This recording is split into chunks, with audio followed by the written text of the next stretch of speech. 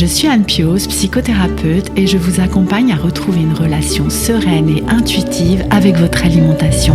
La pleine conscience du pouvoir est un podcast qui vous accompagne à reprendre le pouvoir dans votre relation avec la nourriture, à sortir des injonctions de la culture des régimes et à ne plus vous sentir seul avec tout ça. Dans ce podcast, je partage des outils, des réflexions. Je vous parle aussi de pleine conscience et d'introduire dans votre quotidien plus d'observation de votre propre fonctionnement. Je vous propose également des témoignages de femmes et d'hommes qui vivent ou ont vécu un trouble du comportement alimentaire ou une relation compliquée avec leur alimentation. Leurs témoignages vous permettront, je l'espère, de réaliser que nous sommes nombreux à nous retrouver pris au piège de cette relation toxique. Je vous laisse avec l'épisode du jour. Bienvenue dans l'épisode 106 du podcast La pleine conscience du pouvoir. En novembre dernier, novembre 2023, j'ai eu la chance d'être invitée à participer au sommet Courageuse et vulnérable organisé par Mathilde Arnaud. Pendant 5 jours, différents intervenants ont partagé des messages et des parcours impactants et inspirants. Mathilde m'avait sollicité pour une intervention message impactant et j'avais le libre choix du thème. Cependant, me connaissant bien, puisque j'ai accompagné Mathilde pendant 1 an au sein de l'accompagnement de groupe Indépendance Cannelle, vous pouvez d'ailleurs entendre son témoignage dans l'épisode 79 de la pleine conscience du pouvoir, elle savait qu'un thème autour de la culture des régimes allait pouvoir impacter les personnes qui participaient à ce sommet. Parce que je me suis rendu compte que baignant moi-même depuis plusieurs années à présent dans un entourage plutôt informé et intéressé par le sujet de la culture des régimes, je finis par ne plus mesurer à quel point la plupart des personnes n'ont même pas idée de l'impact que ces injonctions à la minceur et au contrôle du poids ont sur leur climat émotionnel et sur leur santé mentale. J'ai beaucoup aimé construire avec Mathilde cette intervention qui était sous la forme d'une interview et en la réécoutant, je me suis dit que cette trame avait toute sa place dans un nouvel épisode du podcast. Avant d'entrer dans le vif du sujet, je voulais d'abord remercier celles et ceux qui prennent le temps de laisser un avis et une note 5 étoiles sur leur plateforme d'écoute, comme le propose Spotify ou Apple Podcast. C'est un énorme soutien à la pleine conscience du pouvoir qui prend peu de temps mais qui compte beaucoup pour soutenir la visibilité du podcast. N'hésitez donc pas à franchir le pas et à prendre quelques minutes pour le faire. D'avance, merci. Voici donc le menu de cet épisode 106. Pour commencer, nous allons faire un état des lieux. Ensuite, nous regarderons quels sont les impacts de la culture de la minceur sur notre comportement alimentaire, puis sur notre santé mentale. Et pour finir, je vous proposerai d'oser vous en affranchir avec quelques pistes pour démarrer. Pour commencer, il me semble que pour pouvoir comprendre pourquoi sortir du culte de la minceur serait une bonne idée, il est important de faire donc un état des lieux. Définissons pour commencer ce qu'est le culte de la minceur. Ce culte, ou plutôt devrais-je dire cette vénération, nous soumet à l'impossibilité d'envisager les corps, en particulier ceux des femmes, autrement que minces. Notre société en 2024 et depuis bien longtemps valorise les corps minces, plutôt musclés actuellement, plutôt jeunes et valides. Il y a peu de place pour d'autres représentations corporelles. Nous baignons donc dans des images de corps minces, que ce soit dans les médias, les films, les séries ou sur les réseaux sociaux. Ces derniers accentuant encore plus le culte de la minceur en multipliant les images dans lesquelles nous sommes immergés à longueur de journée. Il participe grandement à cette croyance que nous internalisons fortement, qui est que le corps mince est le seul qui soit acceptable et donc que si nous sortons de cette norme, notre personne ne sera plus valable. Notre valeur dépendant donc de notre apparence. Il n'y a qu'à constater combien les personnes grosses sont stigmatisées, dévalorisées voire insultées dans l'espace public et bien plus encore sur les réseaux sociaux. Ces corps minces sont donc considérés comme valables, valides et normaux. Ceux qui sortent de ces critères ne le sont pas et les personnes qui vivent à l'intérieur de ces corps devraient tout faire pour les modifier. Parce que la grossophobie de notre société nous indique que la pire chose qui pourrait nous arriver serait de grossir. Sur le sujet de la grossophobie, je vous renvoie à l'épisode 19 du podcast. Nous remarquons également que les personnes sont considérées comme responsables de l'apparence de leur corps et donc des changements à y opérer, les fameux manger, bouger. N'oublions pas également que nous vivons dans une société qui valorise la performance, l'individualisme et la réussite. En résumé, si nous ne sommes pas minces, c'est de notre faute et nous devrions tout faire pour sortir de cet état anormal. Ajoutant qu'en plus, cette minceur devrait se maintenir tout au long de notre vie, de la fin de la puberté jusqu'à notre mort, nous devrions conserver à peu près le même poids et la même silhouette. En plus de ce climat survalorisant la minceur, il existe énormément de croyances sur le lien entre le poids et la santé. Là aussi, pour faire court, les personnes grosses courraient des risques pour leur santé, alors que les minces seraient en pleine forme. Sur ce sujet, je vous propose d'écouter l'épisode 35 du podcast. J'en profite d'ailleurs pour vous rappeler l'existence du guide des épisodes du podcast qui vous propose un classement des épisodes par thème, ce qui est très pratique pour vous y retrouver. Il est téléchargeable gratuitement et le lien se trouve dans la description de l'épisode. Nous devrions donc, en tant que femmes, garder la même silhouette de la puberté jusqu'à la mort et passer beaucoup de temps et d'énergie à surveiller notre poids, notre silhouette et à tout mettre en œuvre pour garder la même taille de vêtements. Sachant la stigmatisation que subissent les personnes grosses, personne n'a envie de subir ça. Et dès le moindre kilo considéré en trop, nous cherchons à le perdre. Ce qui est complètement compréhensible. Et si cette grossophobie n'existait plus, il me semble que beaucoup d'entre nous se ficheraient la paix avec leur poids ou avec leur silhouette. Venons-en au second point que je souhaitais aborder, les impacts de ce climat grossophobe et de ce culte de la minceur sur notre comportement alimentaire. Parce que oui, ces croyances vont avoir un impact à la fois sur notre santé mentale, nous y viendrons ensuite, mais aussi sur notre façon d'aborder l'alimentation. Dans ce brouhaha à propos du poids et de la santé, nous entendons beaucoup de « il faut »,« tu devrais »,« il ne faut pas », beaucoup de règles à propos de l'alimentation que nous internalisons. Nous mangeons donc plutôt en suivant ces règles qu'en nous fiant à nos signaux corporels. Des règles sur les aliments qui seraient bons ou pas, sur les horaires à respecter, etc., etc. En plus de ça, ces règles changent selon les personnes, les périodes, les saisons, nous laissant au milieu de cette cacophonie alimentaire dont nous parlions dans l'épisode 51 du podcast avec Clémentine Hugol-Gential, enseignante-chercheur en sciences de l'information et de la communication, spécialisée sur les questions de médiation et de médiatisation alimentaire. Souhaitant contrôler notre poids, nous mettons en place de la restriction, ne mangeant plus en écoutant notre faim et notre rassasiement, mais en suivant un plan alimentaire. Et tout plan visant à perdre du poids va vous proposer de manger moins que vos besoins, suivant une logique mathématique qui a, vous le savez sans doute, ses limites. Nous dérégulons ainsi nos signaux corporels et mangeons plus avec notre tête qu'en suivant les besoins de notre corps. Alors que nous naissons toutes et tous, sauf pathologie particulière, avec cette capacité de réguler notre alimentation et de savoir quoi et quand manger, nous permettant ainsi de réguler notre poids de la même façon que nous régulons notre température corporelle. En effet, avez-vous déjà pensé devoir faire quelque chose de spécial pour garder votre corps à la bonne température selon la saison ?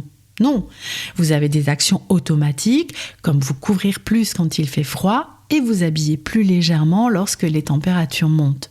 Vous n'avez pas besoin d'un plan vestimentaire qui vous dicterait quels vêtements mettre en fonction de la température extérieure et qui en plus vous dirait que votre impression est mauvaise quand vous remettez un pull parce que vous avez froid. Ce sera aberrant, n'est-ce pas ? Eh bien, c'est exactement ce que nous faisons lorsque nous suivons un plan alimentaire et combattons nos sensations naturelles de faim. Nous remettons la responsabilité de nos besoins physiologiques à une instance extérieure.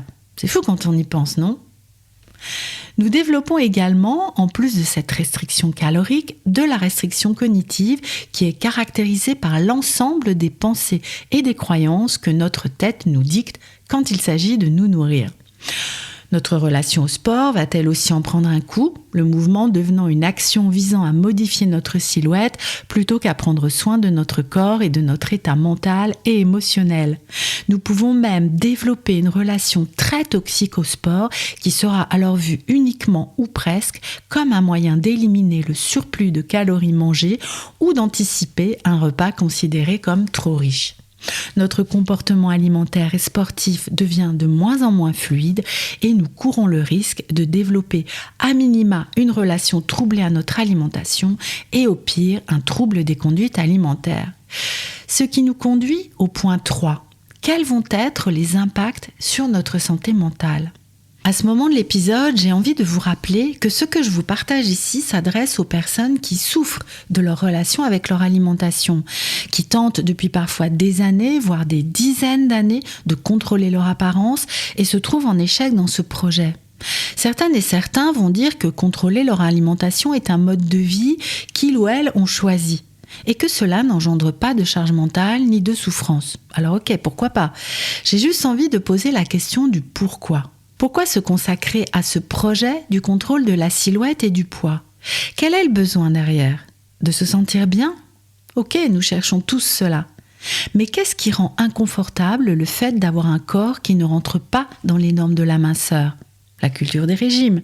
Et si nous vivions dans une société inclusive à l'égard du poids, auriez-vous ce besoin de contrôler votre silhouette pour vous sentir bien ? Est-ce que ce projet prendrait toute cette place ? N'auriez-vous pas envie de consacrer de l'espace mental et du temps à d'autres projets ? Je trouve vraiment intéressant d'y réfléchir. Pour revenir aux impacts de la culture de la minceur et du contrôle du poids sur notre santé mentale, parlons tout d'abord de l'estime de nous. Puisque nous avons internalisé que nous étions les seuls responsables du contrôle de notre poids, que tout cela dépendait de notre volonté et que nous n'avions qu'à tenir notre diète, l'impossibilité toute humaine, rappelons-le, d'y arriver, va mettre un sacré coup de mou à notre estime de nous. Parce que nous allons nous considérer comme incapables, nuls, n'ayant pas de volonté, n'arrivant pas à remplir un objectif et à tenir nos engagements. La preuve, tout le monde y arrive sauf nous.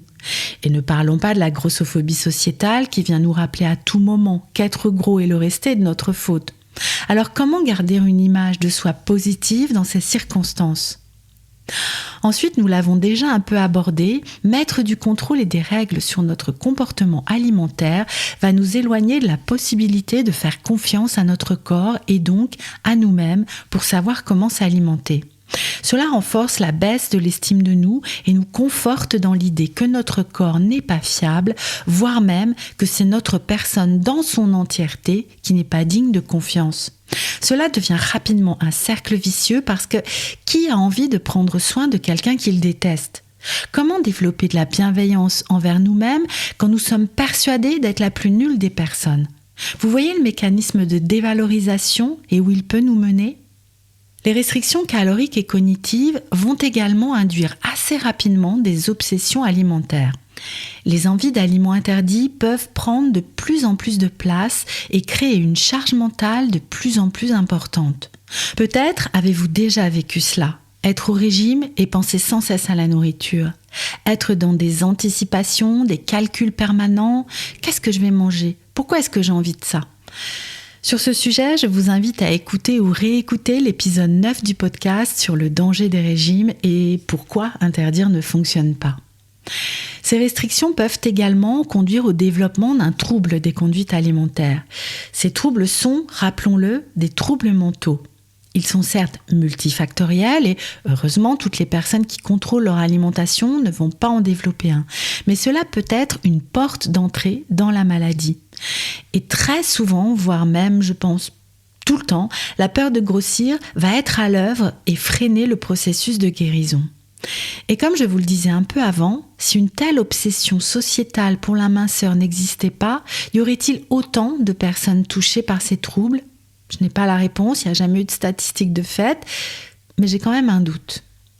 Alors à ce moment de l'épisode, vous vous demandez peut-être comment s'affranchir de tout cela, comment oser sortir de la culture des régimes et de la minceur. La thérapie d'alimentation intuitive nous propose comme premier principe de justement sortir de la culture des régimes et de la minceur. Cette approche est, à ma connaissance, la seule aujourd'hui à mettre ce rejet en prérequis du travail pour sortir d'une relation compliquée avec son alimentation. Si nous ne déconstruisons pas notre relation au corps et à la minceur, si nous ne travaillons pas à nos biais grossophobes, et nous en avons toutes et tous, nous ne pourrons pas nous sortir d'affaire. Comme le disait Marina dans son témoignage dans l'épisode 103 du podcast, ranger sa balance au début de ce processus était non négociable parce que si elle avait continué à se peser, le chiffre aurait trotté dans sa tête et guidé ses actions, ou tout du moins son climat émotionnel. Faire ce travail ne se résume pas à ranger votre balance, mais ça peut être une première chose à faire. Ensuite, il va s'agir de repérer les pensées grossophobes qui s'invitent à votre esprit. Et ce n'est pas toujours simple parce qu'elles se cachent aussi dans les bons conseils donnés par tout un tas de personnes, qui n'y connaissent d'ailleurs parfois rien, mais aussi par les professionnels de santé. Parce qu'il y a également à déconstruire les croyances sur les liens entre le poids et la santé. D'ailleurs, si vous êtes professionnel de santé physique ou mentale, je ne peux que vous recommander la formation pratique inclusive qui propose toute la théorie nécessaire pour déconstruire vos croyances et rendre votre pratique plus inclusive à l'égard du poids. Je pense d'ailleurs qu'elle pourrait être suivie par toute personne qui s'intéresse à ces questions. Vous renseigner, suivre des comptes de professionnels inclusifs à l'égard du poids, écouter des témoignages, suivre des comptes de personnes grosses, par exemple dans le milieu sportif, tout cela peut vous faire avancer dans la déconstruction de vos biais grossophobes et vous aider à comprendre que la grosseur ou la minceur ne sont pas des questions de volonté et de choix. Je vous invite à observer la culture des régimes autour de vous, à adopter un regard critique, à remettre en question. Vous allez petit à petit vous rendre compte que cette culture de la minceur s'immisce partout. Dans les médias, chez le médecin, en famille, entre amis, au travail. Il me semble que toutes et tous y sommes confrontés au quotidien. Mes clientes parlent souvent d'un changement de lunettes et qu'une fois qu'elles commencent à voir, ce n'est plus possible de ne rien remarquer. Une fois que la décision est prise de s'en dégager, de se révolter, il y a de quoi être en colère. Et passer par cette étape de la colère me semble fondamental, pas pour y rester, mais pour avancer. Un pas de plus peut être de commencer à vous considérer au-delà de votre apparence physique, de vous voir plus globalement pour la personne que vous êtes, qui est bien plus qu'une apparence. Pourriez-vous lister quelques-unes de vos qualités ? Pourquoi pas interroger les personnes qui vous sont chères ? Pourquoi vous apprécient-elles ? Est-ce parce que vous rentrez dans une certaine taille de vêtements ou parce que votre IMC est considéré comme normal ? J'espère bien que non. Et si c'était le cas, est-ce que ce serait une bonne idée de rester proche de ces personnes ? Si vous deviez écrire aujourd'hui votre éloge funèbre, est-ce que les sujets du poids et de la silhouette y figureraient ?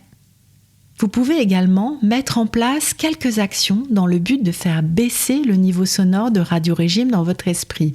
Par exemple, faire le tri des comptes que vous suivez sur Instagram en vous posant cette question.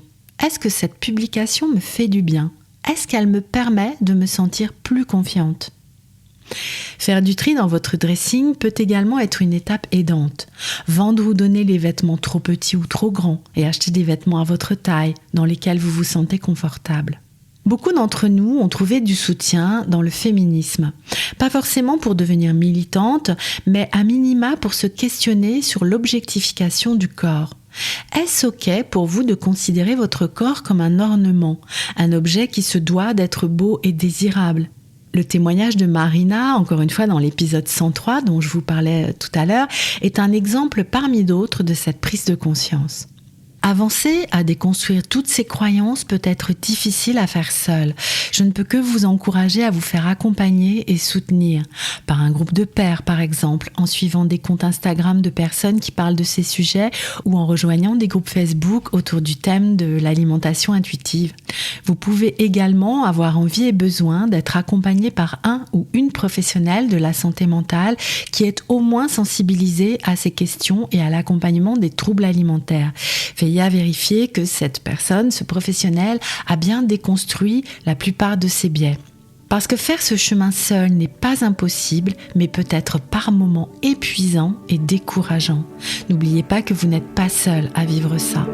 Voici la conclusion que j'ai proposée lors du sommet Courageuse et vulnérable de Mathilde. En 2023, les femmes sont encore trop souvent réduites à leur image corporelle. Cette course effrénée pour correspondre à une norme peut les conduire à détériorer l'image qu'elles ont d'elles-mêmes et impacter profondément leur santé mentale. Oser sortir du culte de la minceur est un acte de courage et de liberté. Je vous laisse avec cette conclusion et je vous dis à très bientôt pour un prochain épisode du podcast La pleine conscience du pouvoir.